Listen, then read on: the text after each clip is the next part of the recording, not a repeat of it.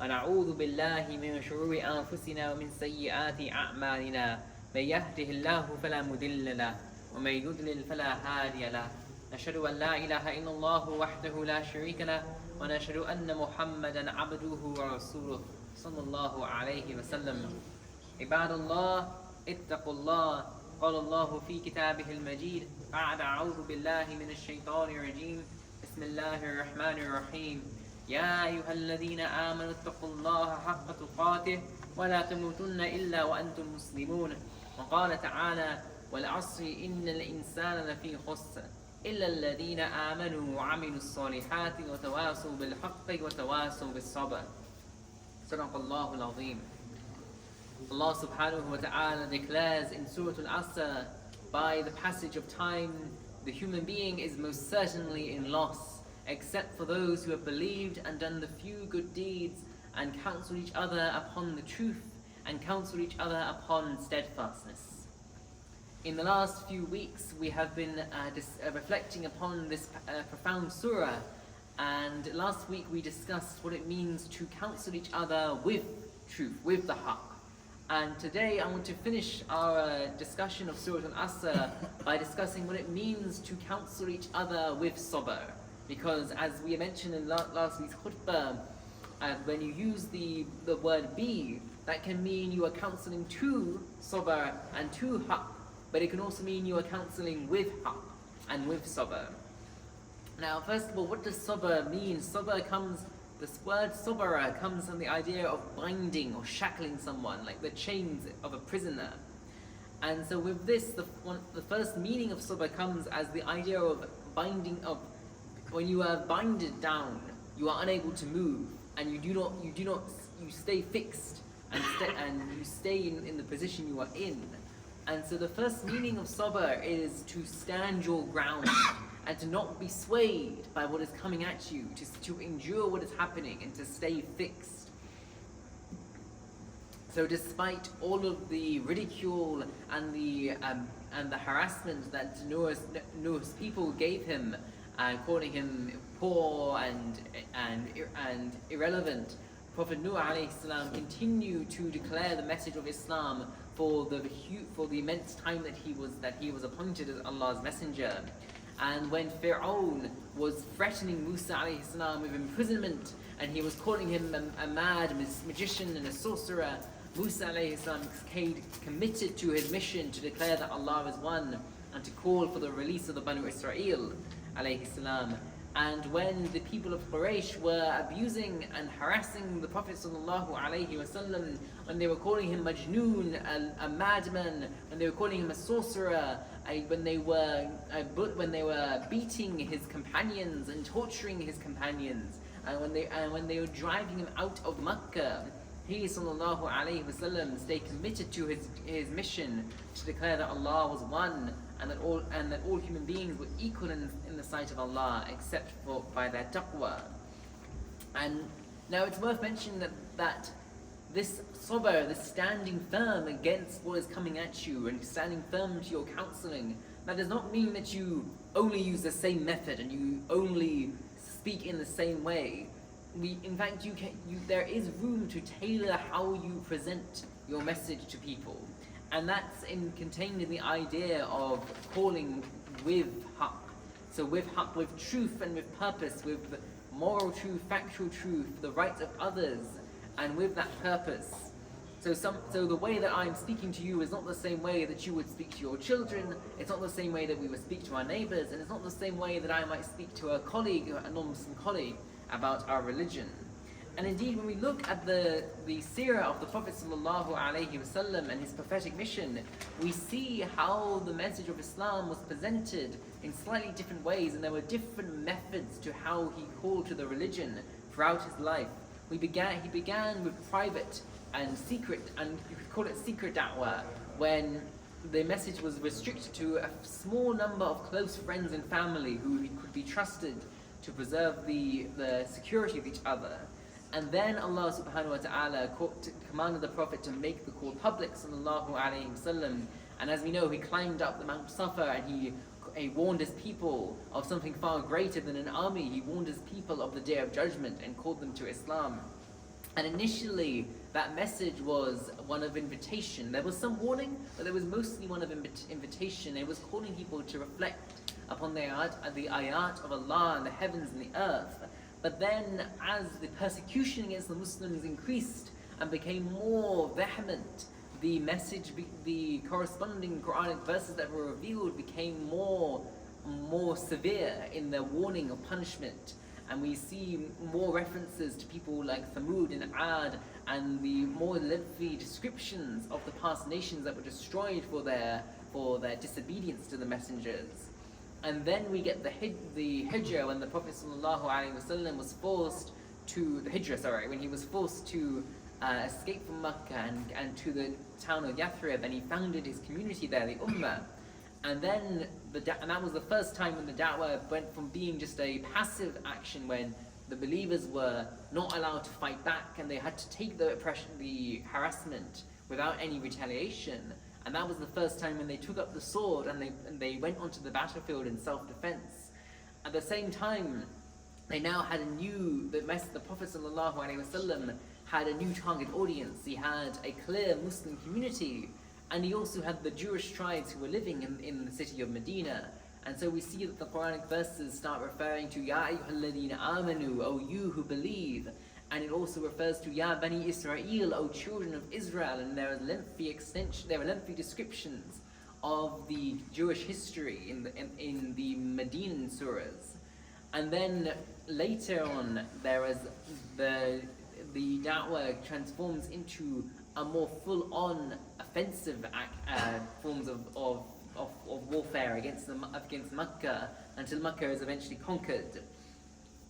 Now, that's not to say that we in the 21st century have to exactly copy this method of da'wah. We don't have to go right from step one and have secret da'wah and then public da'wah, and that doesn't necessarily mean that we are going to have military forms of interactions with the non-Muslims.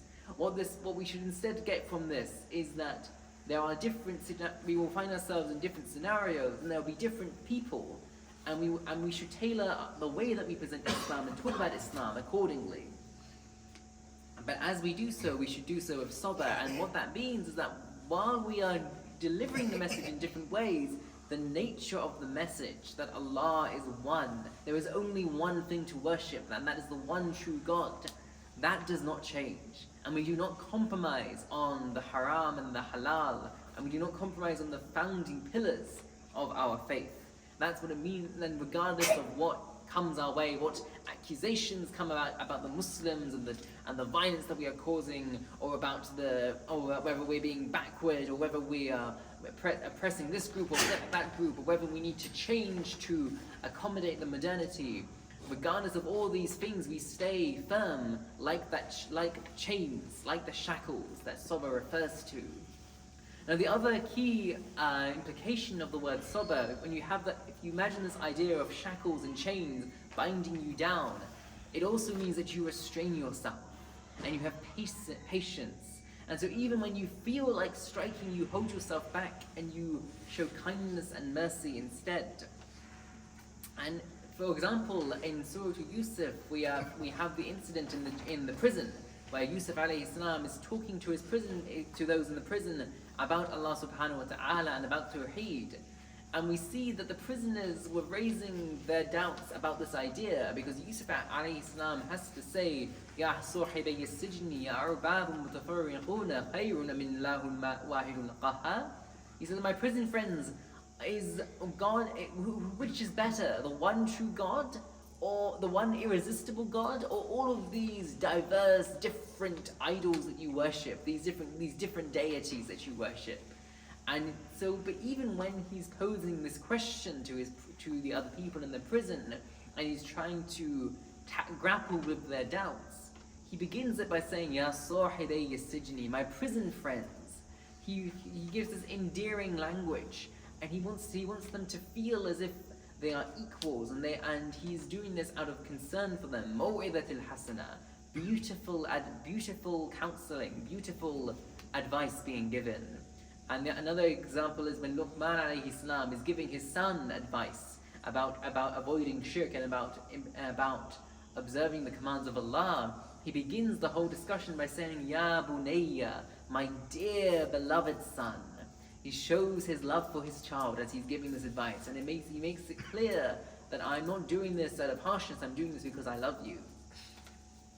One of the most incredible examples of having sabr as you give da'wah comes in Surah Al-Tawbah, when we learn that at the very end of the Prophet's career, sallallahu alaihi wasallam, when Makkah has been conquered, even then, after over 20 years of declaring the message of Islam, there are people in Makkah who somehow had no idea what was going on, and they somehow had no idea what this Islam is, and they genuinely have no idea what this religion and Muhammad is talking about, peace be upon him. And Allah subhanahu wa ta'ala reveals, وَإِنْ أَحَدٌ مِّنَ الْمُشْرِكِينَ اسْتَجَارَكَ فَأَجِرْهُ حَتَّى يَسْمَعَ كَلَامَ اللَّهِ ثُمَّ أَبْلِغْهُ مَأْمَنَهُ ذَلِكَ بِأَنَّهُمْ قَوْمٌ لَا يَعْلَمُونَ. If one of the polytheists, the mushriks, come to you and seeking your protection, then give them protection until they can hear the Quran. Then allow them to go to somewhere where they feel safe. That is because they are people who do not know. And by the way, this is Surah At-Tawbah, which is supposedly the violent surah, which is the surah that's apparently calling us to be firm against the non-believers and all of it, and take up the sword against them. And yet this very surah is telling us, actually, if there are people who even after 20 years of preaching Islam know nothing about your religion, be lenient on them. Let them hear the Quran safely and let them have their place of security so they can form their opinion about it. La ikraha fid din. There is no compulsion in religion. There is no obligation in religion. And you must imagine what our Messenger sallallahu alaihi wasallam must have been feeling when, after 20 years of declaring that Allah is one, he finds these people who still don't know anything about what he's been doing. But you know what the 21st century version of this is? When there are people in the UK who somehow still think that Islam endorses terrorism and Islam oppresses women and Islam does this and that, and sometimes you just sit back and you think, how much money has the Ummah spent in creating resources online and physical leaflets and going out in dawah stores and having this sort of interfaith discussions and trying to dispel this misinformation? How much effort have we put into clearly explaining the truth to people? And then we still find people who somehow have no idea about this. And subhanAllah, today, another example is today we sometimes come across people who somehow don't know about Hind Rajab, even after 3 years of genocide in Gaza. And every now and again I come across someone who buys a Coca-Cola, or they buy a Starbucks, or they suggest going to McDonald's. And I wonder, how have you made through 3 years of genocide and you don't know that these brands are supporting that genocide? That they are profiting from this murder of our Palestinian brothers and sisters? But you know what? We have to have sabr of these people. And sometimes you have to just go back to stage one and calmly and beautifully explain the basic principles. Maw'idatul hasana, beautiful counseling. Make them feel like they are our friends, ya sahibay sijni, as Yusuf alayhi salam did. And an important aspect of this sabr is that we do not give up on the people we are giving da'wah to, and we do not give up on the counseling that we are giving. And that comes to a very important point. I have a suspicion that almost everyone in this marquee has someone in their life who they are worried about. Maybe it's a family member or a friend, and perhaps the person is not observing all of their prayers. Perhaps they are getting in bad company with people who are encouraging them to fitna. Perhaps they are even engaging in some sin, or perhaps they have even left the religion. Someone close to us has left the religion, and they are lost, and we might feel frustrated that we are doing everything we are doing everything that we seemingly can, and yet it's not seeming to have any effect, and we wonder why this is. Are we not being good Muslims? But at the same time, you have to remember that Yaqub alayhi salam was a prophet of Allah, and he was the founder of the Banu Israel, one of the most honored people in history before the Prophet sallallahu alaihi wasallam. And the Prophet Yaqub himself had to see his 11 sons who developed such a malice and hatred that they were willing to kill their brother Yusuf alayhi salam. And he, alayhi salam, had to practice sabr jameel, beautiful sabr, patience and steadfastness. He had to hold on to the truth that Allah's promise that one day the 11 stars, the sun and the moon would bow to Yusuf alayhi salam. He had to hold on to that promise, and he had to be forbearing and struggle with his sons until eventually they made repentance and they admitted to their mistake. So it may be that we will have people who we will have to have sabr with, and we have to ask Allah's help in that sabr. And we have to understand that this is a long-term project. This is not something that we just say one thing and then immediately they flip. You know, sometimes we hear these amazing stories how Umar radiallahu anhu was ready to kill the Prophet sallallahu alaihi wasallam, and then he reads Surah Taha and he immediately converts to Islam. Or we hear about how Tufail the poet was so scared of the message he put cotton wool in his ears, and then he hears the Quran and he converts to Islam. And we sometimes forget that these people, they must have been thinking deeply about the problems around their times, and there must have been a lot of tadabbur that happened before that conversion, before that switch moment. And even in today, we sometimes hear crazy stories about how a guy was on a da'wah stall and a woman came up and spat on him, and then he brought out a tissue and he rubbed the saliva off his mouth and off her mouth, and because of that adab that he showed, he converted to Islam. And we expect that when we do our da'wah and our counseling, we should see immediate results like that and these sort of miracles before our eyes. But in fact, Allah says we should be counseling with sabr. And so even when we don't see results, we keep going. And you know, sometimes we may never see the results of our counseling and our good words in our lives. We may have to wait until Yawm al-Qiyamah to see just the long-term benefit that Allah has made with our words. He says in Surah Ibrahim, كَلِمَةُ الطَّيِّبَةِ كَشَجْرَةٍ طَيِّبَةٍ أَصْلُهَا ثَابِتُ وَفَرْعُهَا فِي السَّمَاءِ. A good word is like a good tree. Its roots are firm and its branches reach to the sky. Now, so on the one hand, yes, when that good word is said, it can lead to a growth that goes up to the heavens. But first and foremost, it has to develop those firm roots that will mean Umar radiallahu anhu, once he converts to Islam, he never turns back and he stays firm, and he's willing to risk his life on the battlefield. Those firm roots that lead to a strong conviction and that have a long-term and positive impact. And so sometimes when you give a good word, it may not seem like you are having any effect on someone, but you may be sowing that seed in their heart, and you may have watered their seed and have helped grow their roots, and you don't necessarily know when Allah will allow for those roots to sprout into that tree of iman, that person, and will have that will have that beautiful effect with luscious fruit and leaves heading to the heavens. So I pray that Allah allows us to understand His Quran and act upon it, and I pray that Allah allows us to embody that counseling with truth and with sabr when we do what we can, and then we leave Allah with the plan.